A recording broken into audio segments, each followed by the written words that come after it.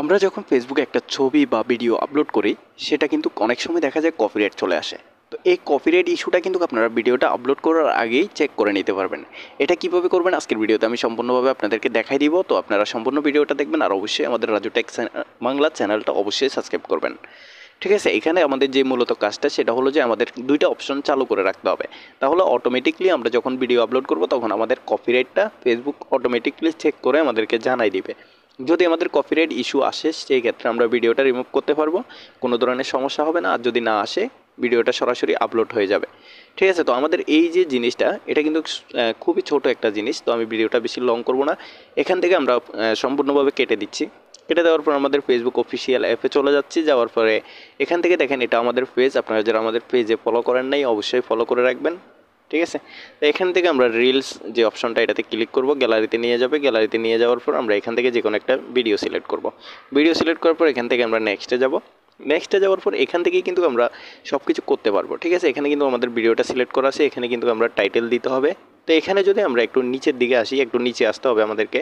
এখানে সবগুলো অপশন আছে কিন্তু আমাদেরকে একটু নিচের দিকে আসতে হবে। নিচের দিকে আসার পর এখানে দেখবেন কপিরাইট চেক নামে একটা অপশন আছে। ঠিক আছে, এই যে কপিরাইট চেক নামে যে অপশনটা এটাতে ক্লিক করবেন। এটাতে ক্লিক করলে দেখবেন এখানে check for copyright issue, save settings for future reels. এখানে চেক ফর কপিরাইট ইস্যু যদি আমরা অন করে দিই তখন আমাদের ভিডিওটা, এই যে ভিডিওটা আপলোড করতেছি সেটা কিন্তু কপিরাইট চেক করা হবে। আমরা যদি সেভ সেটিং ফর ফিউচার রিলসে ক্লিক করি সেক্ষেত্রে দেখা যাচ্ছে আমরা পরবর্তীতে এখানে আর টিক মার্কটা দিতে হবে না।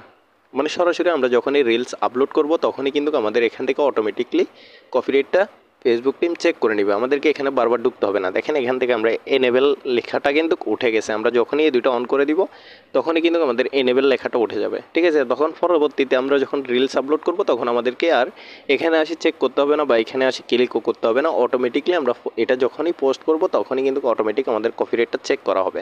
শুধু এই যে ভিডিওটা এটার জন্য না, ঠিক আছে, পরবর্তীতে আমরা যে ভিডিওগুলো ছাড়বো সেগুলোতেও সেমভাবে কপিরাইটটা চেক করে নেবে। এটা অটোমেটিক হয়ে যাবে যখন আমরা এখানে যেহেতু দুইটা অপশনই আমরা টিকমার্ক করে দিছি। দেখেন এখানে save settings for future reels. এটার অর্থ হলো যে আমরা পরবর্তী যে ফিউচারে ভিডিওগুলো আপলোড করব সেগুলোরও চেক করা হবে অটোমেটিকলি। ঠিক আছে, এখন আমরা ভিডিওটা এখানে যেই টাইটেল আছে সেটা দিয়ে এখান থেকে যদি শেয়ার নাওতে ক্লিক করি, এটা হইতে একটু সময় লাগবে। আপনাদের এখানে যে লেখাটা উঠে আপলোড, দেখেন এখানে রানিং কপিরাইট স্ক্যান। ঠিক আছে, এখানে কিন্তু কপিরাইটটা চেক করা হচ্ছে। এইভাবে হলো যে আপনাদের এটা চেক করবে। চেক করার পরে যদি কপিরাইট ইস্যু থাকে তাহলে এখানে লেখা উঠবে, আর যদি ইস্যু না থাকে সরাসরি এটা পাবলিশ হয়ে যাবে। তো ঠিক আছে, আজকের ভিডিওতে এটুকু। সবাই ভালো থাকবেন, আল্লাহ হাফেজ।